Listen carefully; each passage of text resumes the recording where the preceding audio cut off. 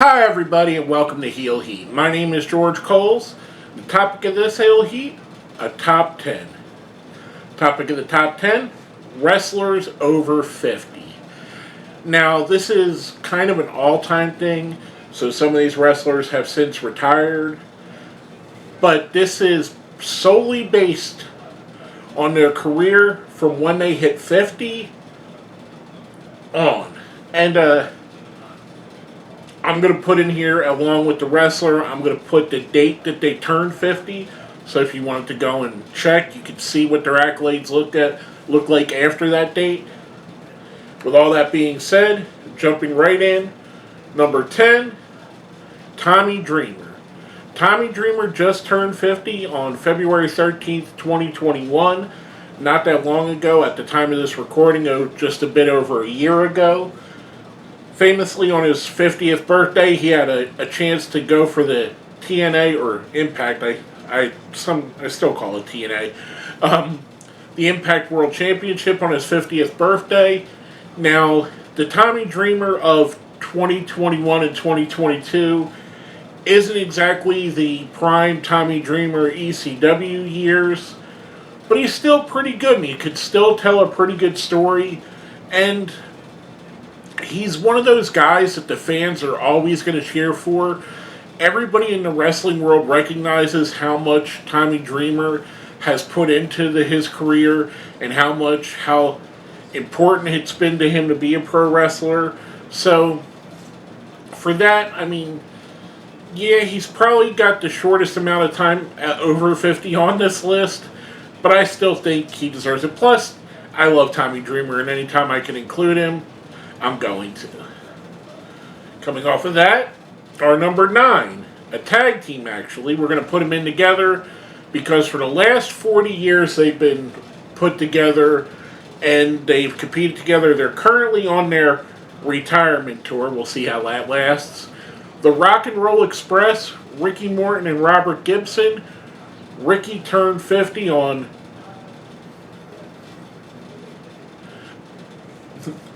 September 21st, 2006. I had to think for a minute. I had a big brain fart there. And Robert Gibson turned 50 on, and now I'm messing up everything. On July 19th, 2008. So I always thought Robert was the older of the two. I think Robert's been in wrestling longer, but I'm proven wrong here. Now, so that tells you right there that for over a decade they've been wrestling over 50, and yeah, they had the NWA Tag Team Championship in that time. They've had some good runs in Game Changer Wrestling, mostly independent wrestling stuff. But with all that being said, they're still in high demand. They're still putting on great shows. I mean, we see Ricky Morton doing a Canadian Destroyer at his age, which he's now in his 60s, doing Canadian Destroyers, which is crazy to think. These guys are just one of those timeless tag teams that are always going to be there. I'd be surprised if this retirement tour doesn't go on until forever. But they're currently on a retirement tour, so if you see them in your area, go and see the Rock and Roll Express for one last time because they may not come back. Now, coming off of that, our number 8, Dustin Rhodes, aka Goldust. He turned 50 on April 11th, 2019. Why that date is so important is because that predates the Double or Nothing match he had with his brother Cody, which I still think is one of the top 2 or 3 matches in all of AEW history. Dustin's put on sporadically great matches through his time in AEW. He's a guy that you can kind of rely on to go out there and not even have a feud going with anybody and still give a great match. He's one of the all-time great workers, and I think he's in better shape now than he was even in his prime as Goldust. So, to me, I can't see a reason why Goldust wouldn't, or Dustin Rhodes wouldn't go on and potentially have a TNT championship run if they really wanted to. Coming from that, one of Goldust's or Dustin Rhodes' contemporaries, our number 7, Keiji Muta. And if you're not familiar with him by that name, he also goes by the Great Muta. And he's interchanged both, which is kind of awesome that he plays the two characters. And he wrestles differently as each. Yes, some of the moves bleed over in both, but it's a little bit different style for each version of himself. I really enjoy him. He's one of my favorite. He is probably one of my top 10 favorite wrestlers of all time. I think he's awesome. Ever since I first seen the Great Muta at the time in World Class, or not World Class, in WCW, and then realized that he was a guy that was in World Class as I believe the Super Ninja. Don't quote me wrong. It was some goofy thing under a mask. So then I realized, oh yeah, I like that guy too. But it carried over into WCW. His run with Sting in that time was legendary. His run in All Japan and New Japan is legendary. As recently as last year, he was a Pro Wrestling Noah World Champion. So he's still going at a relatively high rate. Yeah, he's not flying around as much as he did back in the day, but for as old as the gentleman is, I mean, he's 60 years old now, so, or getting close to being 60. So you can't really fault him for not doing 5 moonsaults in a match anymore. Now, coming from that, our number 6, a guy that used a version of the moonsault, the lion salt, and that's Chris Jericho. Chris Jericho turned 50 on November 9th, 2020, so basically a little bit over a year ago. Since that time, he's put on great feuds. He's got in better shape than what he was. He was a little bit, Chris Jericho started to put on a little bit of weight, but he's got in better shape recently. He's had great matches. Him and Eddie Kingston just had a burner of a match at the last AEW pay-per-view. And for everything that people detract Jericho on now, he really is a guy that lended some credibility and really helped make AEW something that stands out to the lapsed fans, the fans that stopped watching wrestling, because everybody knows who Chris Jericho is. And in the grand scheme of things, Chris Jericho is a top 10 wrestler all time. There's no question about it. He's done so much in wrestling and reinvented himself so many times that it's just astounding what he's still doing at this age and what kind of an impact he has still wrestling this late into his life. So for that, Chris Jericho makes my list. Now coming from that, our number 5, Minoru Suzuki. Minoru Suzuki turned 50 on June 23rd, 2018, and he's been at the top of the card or near the top of the card ever since then. And you can't say enough about how awesome Minoru Suzuki is. Everything about him screams pro wrestling. If he's not the most legit pro wrestler in the world today, maybe him and Brock Lesnar, you really believe that this guy would kill you. And this is a guy that basically for the last 30 years has had that aura about him. He's kind of like the Undertaker, where he's a menacing opponent no matter who wrestles him, whether it be Okada, whether it be Jon Moxley. It doesn't matter who he's in the ring against.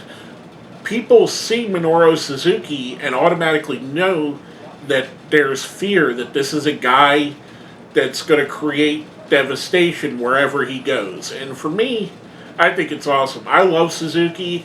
I think he's great. I loved him back in the Pride days. I thought he was awesome back then. So, again, just another guy who continues late in his life to thrive, and just an awesome wrestler in my opinion. Now, coming off of that, our number 4, the man called Sting. Sting turned 50 on March 20th, 2009, so just a couple days ago at the time of this recording was Sting's birthday. what can I say about Sting that hasn't been said? If you don't think that Sting can still go at a high level, go back and watch, what was it, Revolution, where the guy dives off of a friggin' balcony. I mean, yeah, he's not Surfer Sting, he's not flying around like he used to, but he's still Sting. And it's still awesome to see him come out, whether he has one or two or maybe 5 matches a year.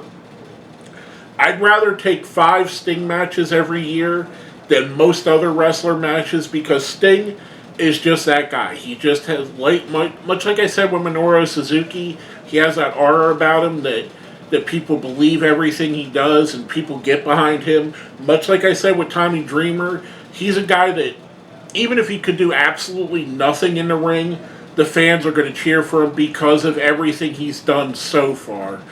For that reason, Sting deserves to be on this list. I think he's one of the greats of all time, the flagship of WCW. When I see him, it still reminds me how great WCW was, seeing Sting, who was the guy in WCW. Now, coming from the guy in WCW, our number 3, the man that most people compared Sting to on the WWE/WWF side, The Undertaker.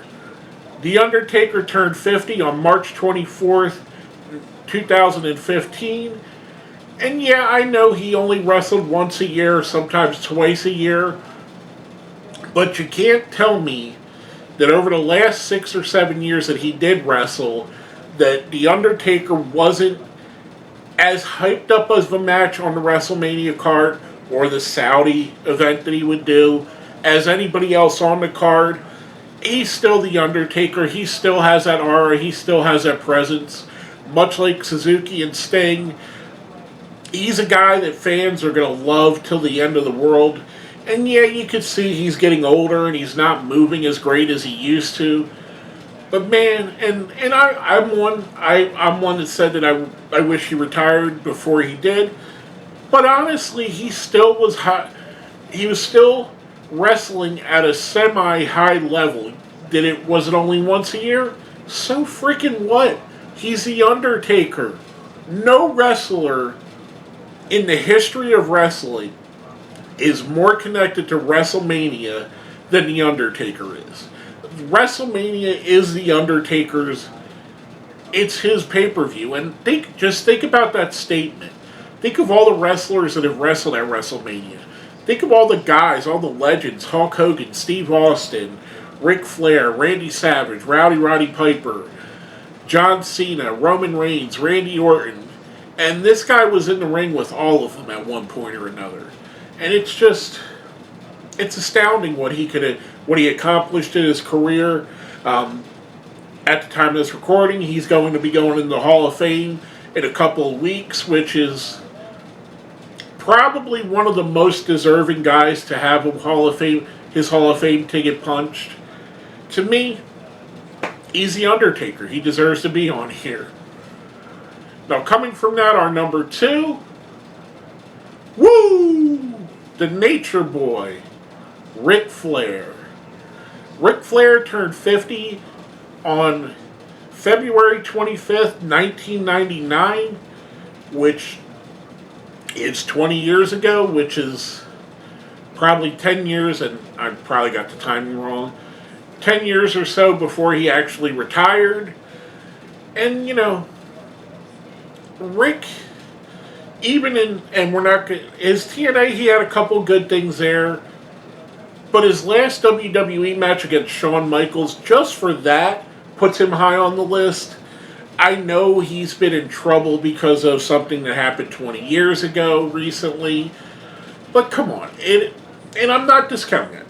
Please don't take that as me dismissing his actions, because they were definitely wrong. If we're to believe what the flight attendant said, he was definitely in the wrong. I am not dismissing that in any bit. But we're talking about the guy that many people consider the GOAT, the greatest of all time, the Michael Jordan of pro wrestling, the Tom Brady of pro wrestling, the Babe Ruth of pro wrestling. There is no accolade that you can't heap on Ric Flair that he doesn't deserve. I mean, he is by far one of, if he's not the greatest wrestler of all time, he's in the very short list of 2 or 3 greatest wrestlers of all time. And that's by any metric, whether it be in-ring matches, whether it be box office draw, longevity. You stack Ric Flair up against anybody, and his body of work stands out. I mean, I know he's been canceled. I get it, and I know some people find him toxic. I get that too. But I can't not put the fact that Ric Flair is the GOAT on here and have him not make this list. Now, before we get into our number one, we do a little thing here called the best of the rest. Basically, wrestlers that were considered for the list, but for whatever reason didn't quite make it. First up, Eugene Nagata. Eugene Nagata turned 50 on April 24th, 2018. So, to me, a lot of people, if you see Eugene now, he's mostly a lower beginning of the match wrestler on New Japan. Right now, he's in the first couple matches. He's in a 6-way. He's in tag match.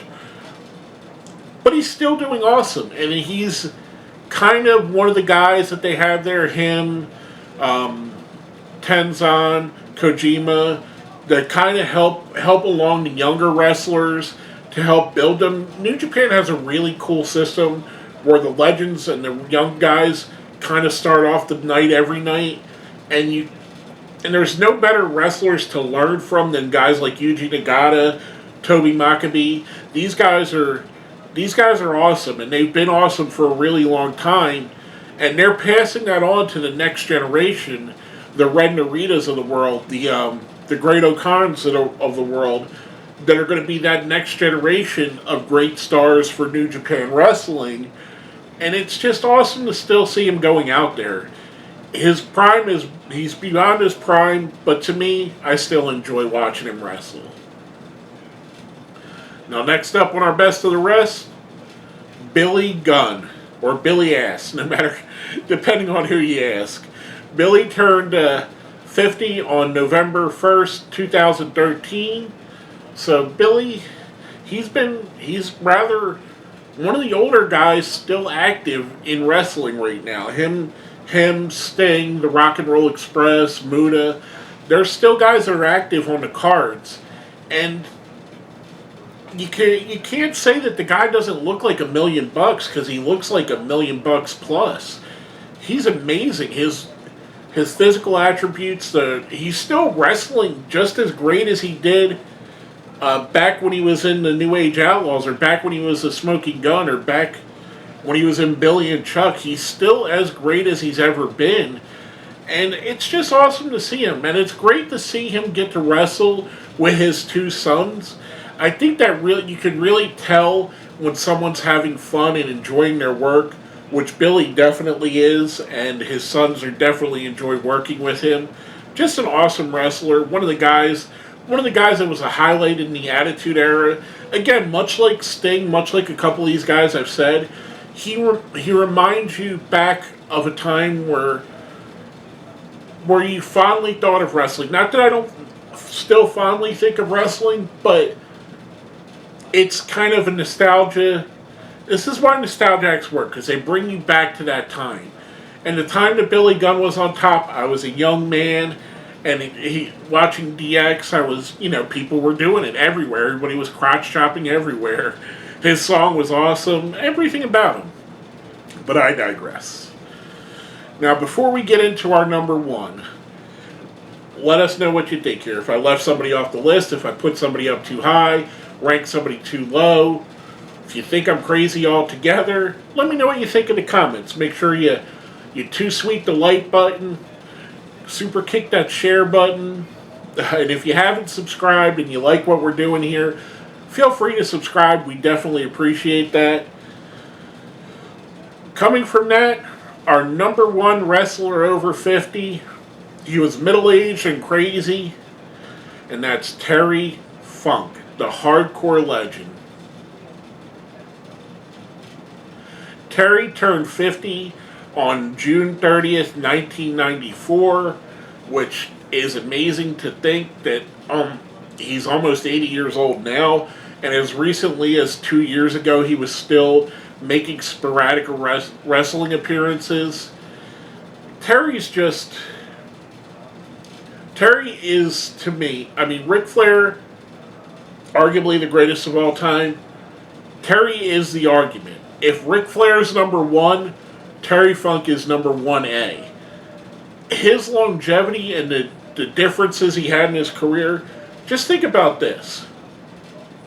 Terry Funk had Ric Flair's career, or he had, let's say Jerry Briscoe's career, or Jack Briscoe's career, before he had a career as being the old crazy hardcore guy, which was a total difference. Not 100% difference. He was doing hardcore stuff before that, but he totally revamped himself. Funk was in his 50s doing moonsaults and lighting people on fire, winning the ECW championship at 53 years old. The guy, when you think of legend and you think of pro wrestling, Terry Funk has to be on top of the list because Terry Funk he's that guy. He's just amazing at everything he does and everything he's done. And much like I said with Chris Jericho and a lot of the guys on this list, he stuck around because he evolved with the times. I mean, go back and watch a Terry Funk match from the 70s. He's not throwing chairs in the ring. He's wrestling. And he can wrestle as good as anybody in the world. And then go flash forward to the mid-90s, and you got this crazy old man flipping off of things, and he's burning people, and he's hitting them with chairs, and it's just insane how awesome Terry Funk is, and there's not enough accolades that I can heap onto Terry Funk. To me, he is pro wrestling. Terry Funk is an example of everything that's good in wrestling and everything that's ever been good in wrestling. Now, with that being said, that's my top 10 list of wrestlers over 50. Again, if you think I put someone up too high, too low, hit me up down in the comments, like, share, all that good stuff. And if you watch this long, I know you're enjoying what we're doing. So if you watch to the end, put a 50 down in the comments down there, or spell out 50 if you want to let me know that you watched the end. With all that being said, my name is George Coles, and this has been a Heel Heat Top 10.